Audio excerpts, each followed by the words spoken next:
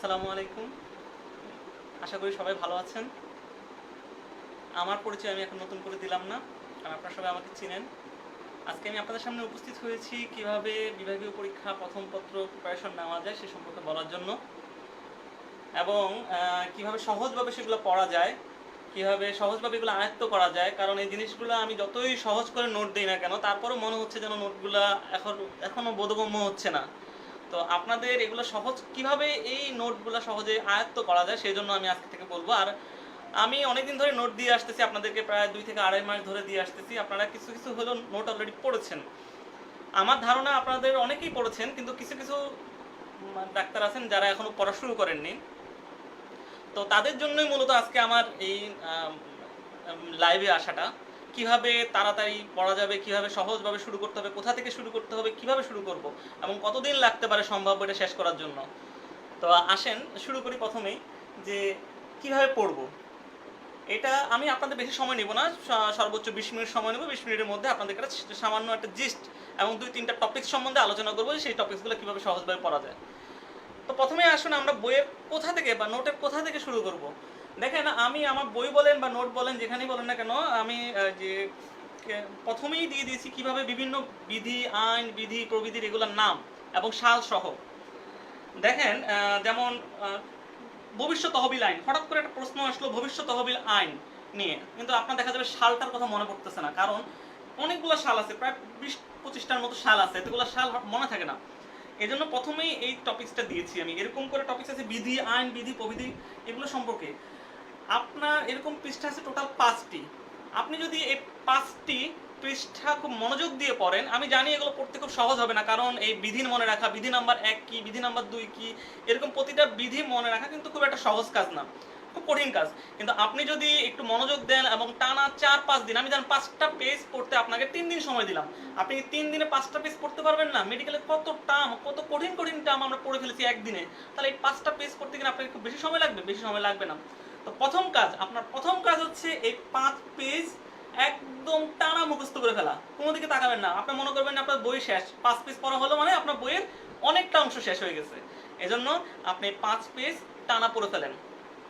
দ্বিতীয়ত, আপনি যখন এই 5 পেজ পড়া শেষ হয়ে গেল, তার মানে দেখেন এখন একটা প্রশ্ন আসলো, ধরুন একটা প্রশ্ন আসলো যে গুপ্তচর বৃত্তির জন্য শাস্তি, একটা প্রশ্ন আসলো। এখন আপনি প্রথম 5 পেজ কিন্তু পড়ে ফেলছেন। 5 পেজে আপনি দেখবেন যে প্রথম পেজে আছে গুপ্তচর বৃত্তির জন্য শাস্তি। এটা হলো সরকারি গোপন আইন 1923 এর বিধি না, এর ধারা নাম্বার 3। তা দেখেন এই 3 নাম্বার ধারা এটা আছে, তাহলে আমি প্রশ্ন আসলে প্রথম কি লাইনটা কিরকম হবে? সরকারি গোপন আইন 1923 এর 3 নাম্বার ধারা অনুযায়ী। দেখেন আপনার কিন্তু একটা লাইন, একটা বড় লাইন, এবং এই লাইনটা খুবই গুরুত্বপূর্ণ। আপনি যখন একটা ধারা বা বিধি উল্লেখ করবেন পরীক্ষা খাতায়, আপনার একটা মার্ক অটোমেটিক্যালি চলে আসে, কারণ ওনারা বুঝতে পারে যে আপনি পড়াশোনা করেছেন, আপনি বিধি জানেন, ধারা জানেন। তাহলে দেখেন আপনি প্রথম যদি 5টা পেজ পড়ে ফেলেন, মানে 3 দিনের মাথায়, আপনি কিন্তু ভালো একটা মার্ক ক্যারি করতে পারবেন। এখন আসেন যে আমি কিভাবে পড়বো। ভাইয়া এগুলো তো পড়া কঠিন লাগতেছে, এখনো যতই বলেন না কেন পড়া কঠিন লাগতেছে। আসেন আমি প্রথমে চলে যাই, একটা টপিক নিয়ে চলে যাই যেটা খুবই গুরুত্বপূর্ণ। সেটা হচ্ছে সঙ্গ নিরোধ ছুটি।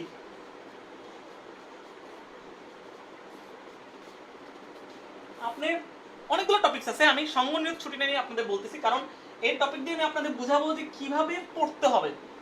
দেখেন, সঙ্গ নিরোধ ছুটি নিয়ে অনেকগুলো লাইন আছে, একটা বড় প্যারা আছে, প্রায় 10-15 লাইনের একটা প্যারা আছে, একটা নোট আছে। এখন এই সঙ্গ নিরোধ ছুটি সম্পর্কে আপনার জানতে হবে মাত্র 5টা শব্দ।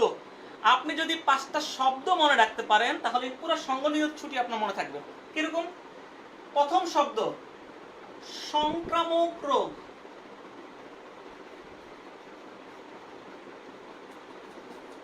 আপনি মনে রাখছেন প্রথম লাইনটা সংক্রামক রোগ, তাহলে সংক্রামক রোগ দিয়ে কিভাবে লিখবেন? যে আপনার নিজের পরিবারের বা বাড়ির কারো সংক্রামক রোগের জন্য যে ছুটি দেওয়া হয় সেটাকে বলে সঙ্গনিরোধ ছুটি। এই কথাটা আপনি শুধু এই ওয়ার্ডটা জানলে আপনার পুরো লাইনটা মনে থাকবে, যে আমার পরিবার বা আমার নিজের বা আমার বাড়ির কারো সংক্রামক রোগের জন্য আমার কর্তৃপক্ষ আমাকে যে ছুটি দিবে সেটাই হচ্ছে সঙ্গনিরোধ ছুটি। সহজ একটা ডেফিনেশন পাওয়া হয়ে গেল। 2 নাম্বার, আপনি লেখেন 21 দিন, মানে 3 সপ্তাহ বা 30 দিন। ব্যাস, এই দ্বিতীয় শব্দ হলো 21 বা 30। তার মানে কি?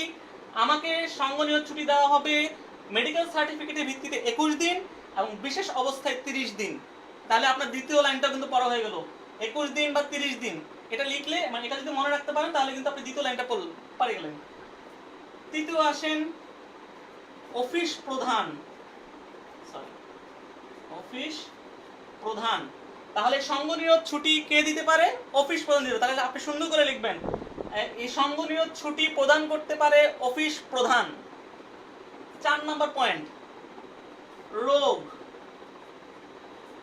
আপনি 4টা রোগের নাম জানবেন, অটোমেটিক্যালি আপনি একবার রিভাইজ দিলে পড়ে যাবেন, কারণ আমরা রোগগুলো সম্বন্ধে সবাই জানি। গুটি বসন্ত, প্লেগ, টাইফয়েড এবং মেনিনজাইটিস। তাহলে এই 4টা রোগের জন্য এই সঙ্গনিরোধ ছুটি দেওয়া হয়। 5 নম্বর পয়েন্ট হলো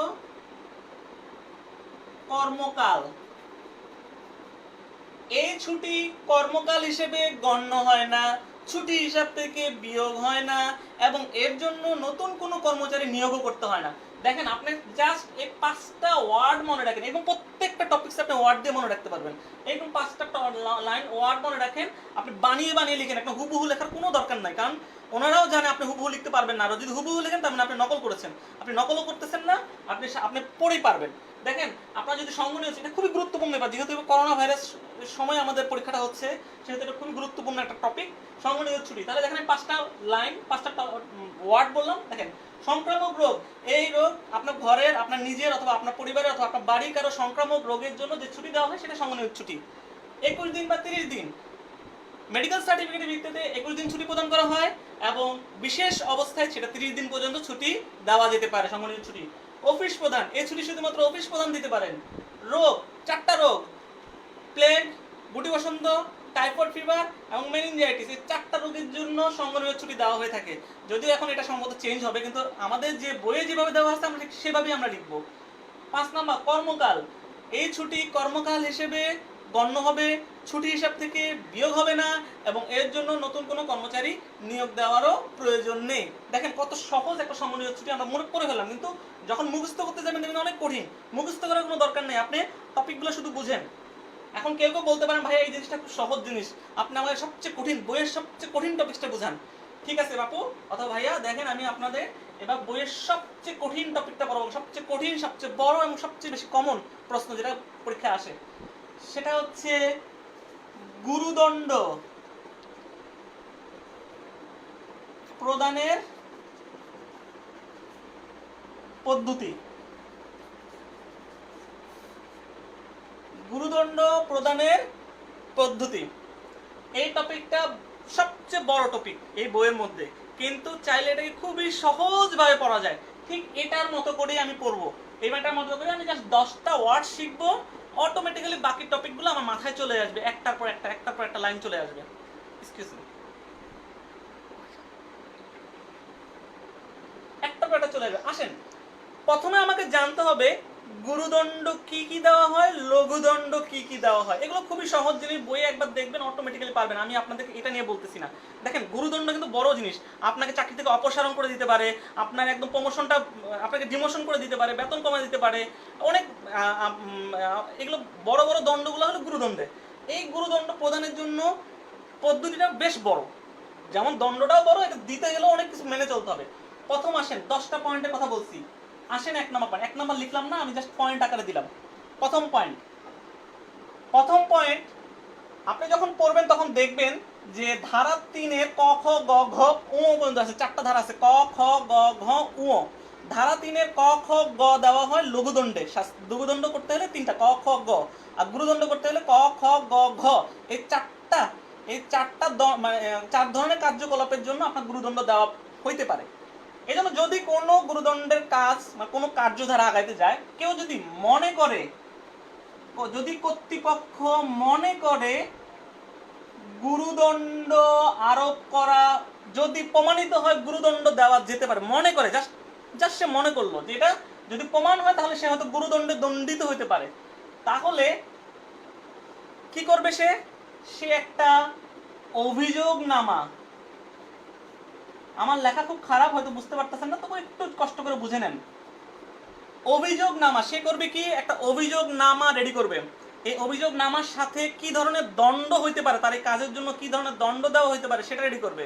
সে ছাড়া এটার পুরো বিস্তারিত যে অভিযুক্ত ব্যক্তি তাকে পাঠায় দেওয়া হবে। তাহলে অভিযোগনামা দণ্ডের ভিত্তি বা দণ্ডের কি কি দণ্ড দিতে পারে সেগুলো সহ একদম ডিটেলস আকারে অভিযুক্ত ব্যক্তিকে পাঠাবে।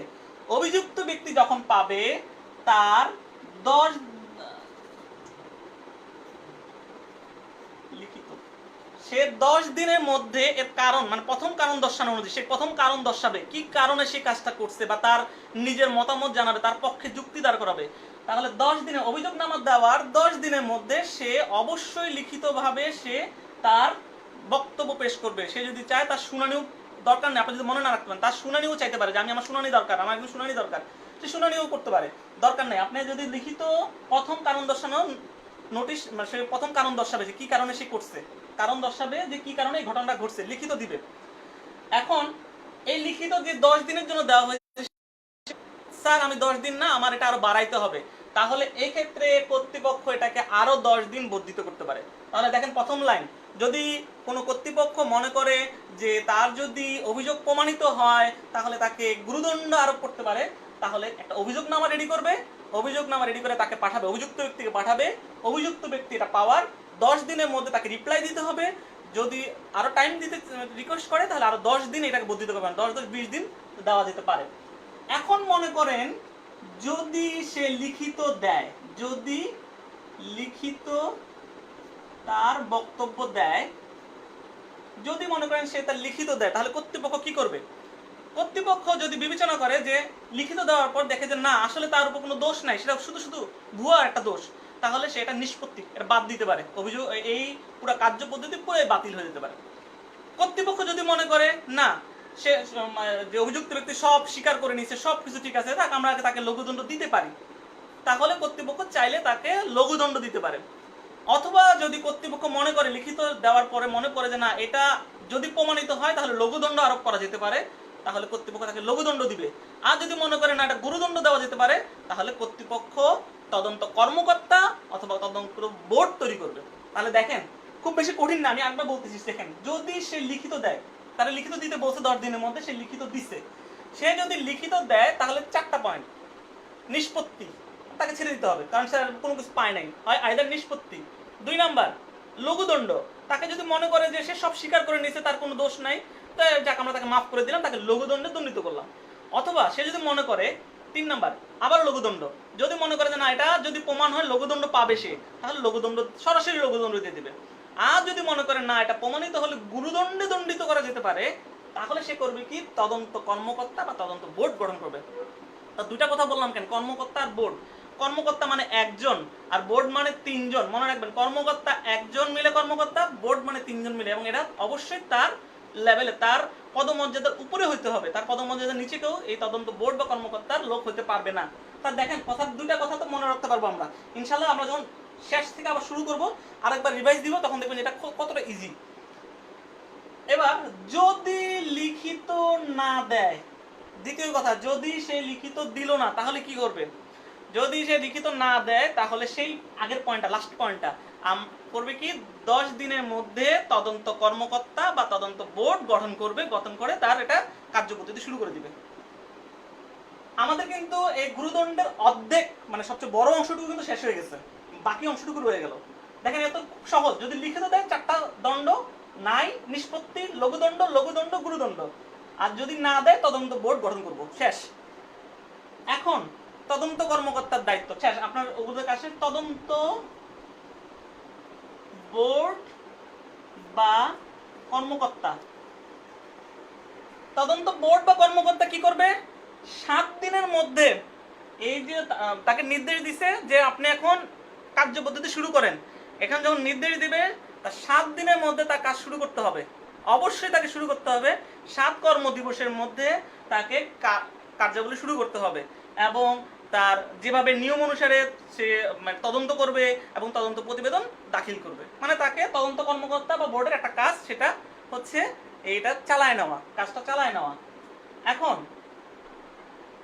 তদন্ত বোর্ড বা কর্মকর্তা পরিবর্তন কিছু কিছু ক্ষেত্রে তদন্ত কর্মকর্তা বা তদন্ত বোর্ড পরিবর্তন হতে পারে। কখন? যখন এই যে 3 জন কর্মকর্তা বললাম অথবা একজন কর্মকর্তা হঠাৎ করে মরে গেল, অথবা সে বরখাস্ত হলো, অপসারিত হলো, অথবা সে এমন করলো যে সে আসলোই না, তার 10 দিন দিয়ে সে আসলোই না। যদি এ সকল কারণে হয় তাহলে আমরা যে কোনো সময় তদন্ত বোর্ড বা কর্মকর্তা চেঞ্জ করতে পারবো।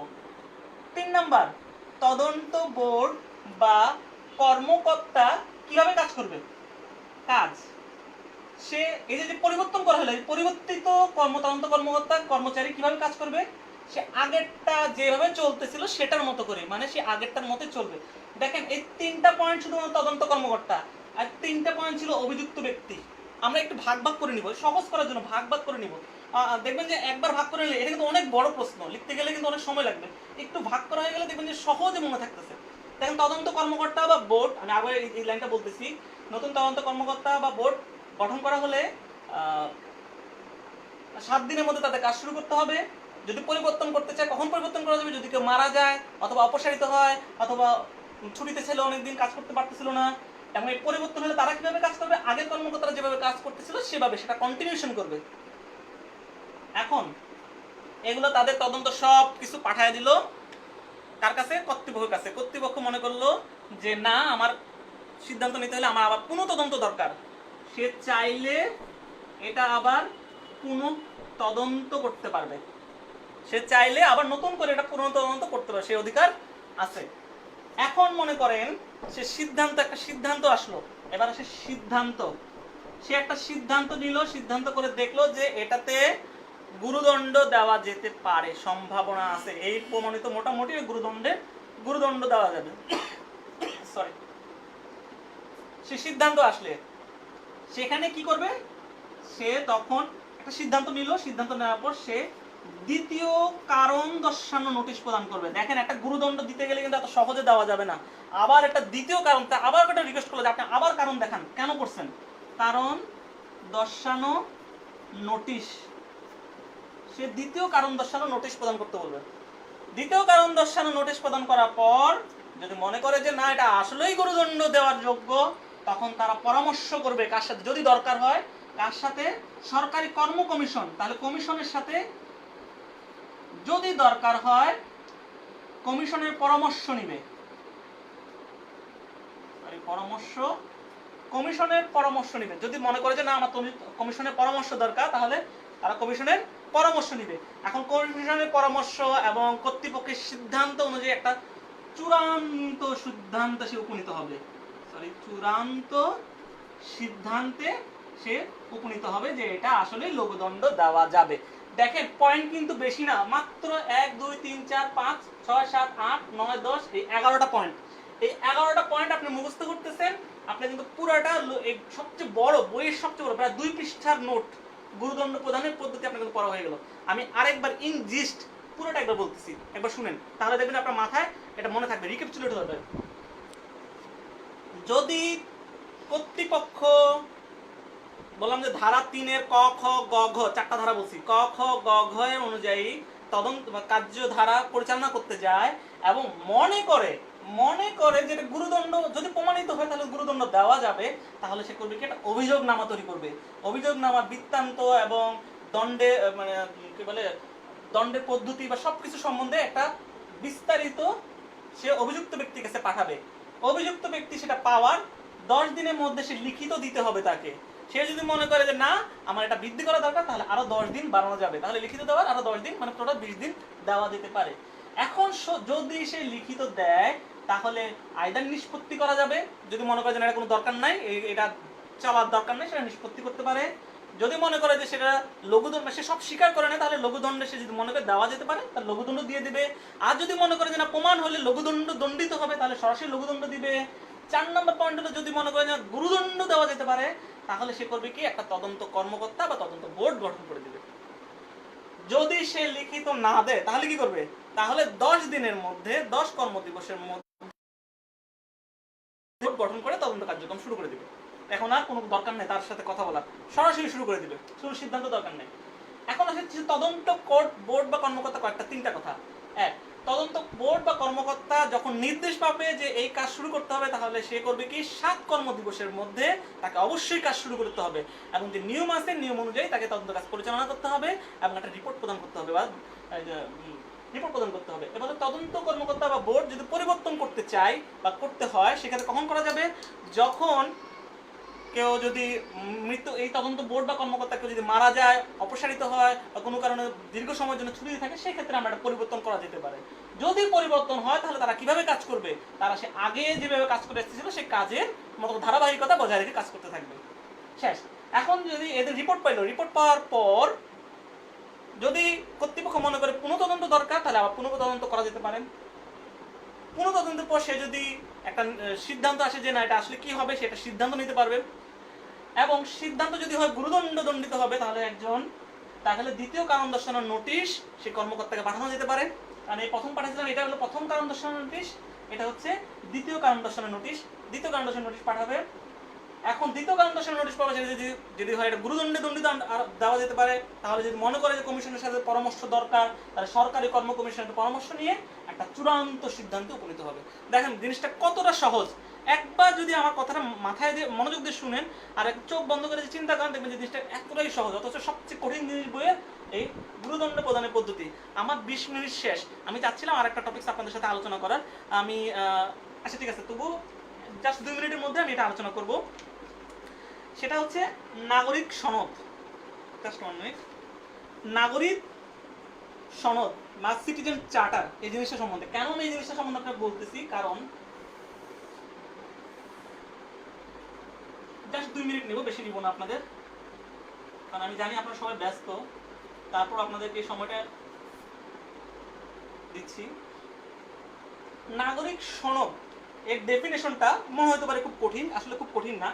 এটা হচ্ছে যত মন্ত্রণালয় বিভাগ আছে, সেই বিভাগের যত সংস্থা আছে, যত দপ্তর আছে, যত ব্যুরো আছে, যা আছে না কেন, সবগুলোতে এই যে সকল জনগণের বা সর্বসাধারণের আরো উন্নত সেবা দেওয়া হবে, এবং সরকারের স্বচ্ছতা নিশ্চিত করার জন্য, মানে দেখেন দুইটা কথা বলছি, এক উন্নত সেবা, আরো বেশি উন্নত সেবা এবং সরকারের স্বচ্ছতা।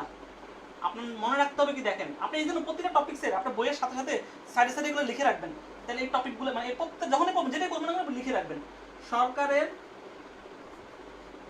স্বচ্ছতা নিশ্চিত করার জন্য সে একটা সেবা প্রদান প্রতিশ্রুতি দিবে, সে একটা প্রতিশ্রুতি দিবে বা নাগরিক সনদ, এই প্রতিশ্রুতিকে বলে নাগরিক সনদ প্রদান করবে, এবং তা সবাইকে জানানোর জন্য ওয়েবসাইটে এবং প্রকাশ্যে প্রদর্শনের ব্যবস্থা করবে। তার মানে ওয়েবসাইটে সেটা দিয়ে দিবে।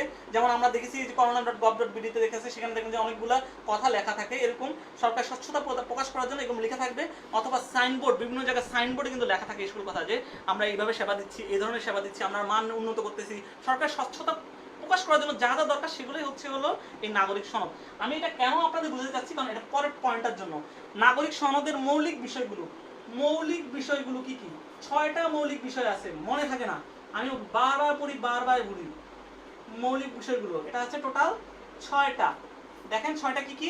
সুনির্দিষ্ট মান, স্বচ্ছতা, পছন্দের সুযোগ, সৌজন্য, অভিযোগ উত্থাপন, সমমর্যাদা ও সেবার আর্থিক মূল্য। দেখেন 5টা পয়েন্ট আছে এবং পয়েন্টের ভিতরে কথাবার্তা আছে, কিছুই মনে থাকে না। তো আমি যেভাবে মনে রাখছি সেটা হলো স স প স অ স, স প স অ স। দেখবেন যে আপনারা যখন স প স অ স দিয়ে মুখস্থ মনে রাখবেন, আপনাদের টপিকগুলো পয়েন্টগুলো মনে থাকবে। আর দ্বিতীয় কথা, আপনার ভিতরে পড়ারই দরকার নেই, আপনি জাস্ট প্রথম ওয়ার্ডটুকু পড়েন। সুনির্দিষ্ট মান, একটা স্ট্যান্ডার্ড মান থাকতে হবে, শেষ। আপনি মাথায় নিয়ে নেবেন স্ট্যান্ডার্ড মান থাকতে হবে। 2 স্বচ্ছতা, 3 পছন্দের সুযোগ। প্রত্যেকটা পয়েন্ট দেখবেন যে খুবই ইজি জিনিস, আপনার পুরো ডিটেলস করার দরকার নেই, আপনি খালি একবার চোখ বুলিয়ে নেবেন, চোখ বুলিয়ে বুঝে নেবেন যে কি বোঝাচ্ছে জিনিসটা। খালি পয়েন্ট 6টা মনে রাখেন, ভিতরেরটা অটোমেটিক আপনার মনে চলে আসবে। এজন্য বলছি মুখস্থ করার দরকার নেই, খালি বুঝে পড়েন, এবং প্রত্যেকটা বিষয় দেখবেন যে খুবই সহজভাবে উপস্থাপন করা আছে। আমি চেষ্টা করছি আপনাদেরকে চলিত ভাষায় দেওয়ার জন্য, যাতে আপনারা খুব সহজে এই জিনিসগুলো বুঝতে পারেন। এবং আমি আবারও বলতেছি, পরীক্ষা খাতায় একদম হুবহু লেখার কোনো দরকার নেই। আমি যেভাবে বললাম জাস্ট যা মনে থাকে সেটাই লিখে দিয়ে আসেন, ইনশাল্লাহ পাস হয়ে চলে আসবে। প্রথম পত্র নিয়ে তেমন কোনো সমস্যা হবে না। সমস্যা যেটা হবে সেকেন্ড পত্র নিয়ে। আমি যেটা শুনতে পারলাম যে সেকেন্ড পত্র পড়াটা আরও নাকি ডিফিকাল্ট, এবং পাস করাটা পুরো ডিপেন্ড করতেছে হলো যিনি খাতা দেখবেন তার উপরে। অনেকে অনেক ভালো লিখে আসেও ফেল করতেছে, কারণ যিনি খাতা দেখতেছেন তার মনোভূত হচ্ছে না, তিনি ফেল করে দিচ্ছেন। এজন্য সেকেন্ড পত্র নিয়ে ভাবা বিষয় আছে। থার্ড পেপারটা আশা করি খুব সহজ। আমি চেষ্টা করবো আপনাদেরকে নোট দিয়ে সহায়তা করার জন্য, এটা আপনাদের সহজ হয়ে যাবে। আরেকটা কথা, অপ্রাসঙ্গিক, আজকের টপিক্সের অপ্রাসঙ্গিক, সেটা হচ্ছে যে অনেকে কুরিয়ার অর্ডার করেছেন কিন্তু এখন পাচ্ছেন না। সেই বিষয়টা বলতেছি যে কোনো সময় কুরিয়ারের দেখা যায় যে 3 দিন বা 4 দিন লেগে যায়। তবুও আমি চেষ্টা করতেছি যাদের এখন কমপ্লেন আছে তাদেরটা নেওয়ার জন্য। আমি আপনাদের ওই জিনিসগুলো আমি কালকে বা পরশু দিন আমি কুরিয়ারে গিয়ে যোগাযোগ করবো, তাদের সাথে কথা বলে কোথায় আছে পার্সেল সেটা খোঁজ নেওয়ার ব্যবস্থা করবো। আশা করি সবাই আমার কথা বুঝতে পারছেন। এখন এটাই, ঠিক আছে, সবাই ভালো থাকবেন, সুস্থ থাকবেন। আর যদি কারো মনে হয় যে আমার এই টপিকগুলো বোঝানোর দরকার আছে, আপনি যদি বুঝতে পারতেছেন না এই টপিকগুলো, আমাকে আপনারা মেসেঞ্জারে বা যে কোনো মেসেঞ্জারে না, যে কোনো একটা পোস্টে আপনারা বললে আমার সুবিধা হয়। আমি সেই পোস্টে দেখে আমি আপনাদেরকে সেগুলো আরও কীভাবে সহজে পড়া যায় বা এইভাবে পড়ার সিস্টেমটা আমি আপনাদেরকে বলে দেবো। আশা করি ভালো থাকবেন সবাই। ধন্যবাদ সবাই।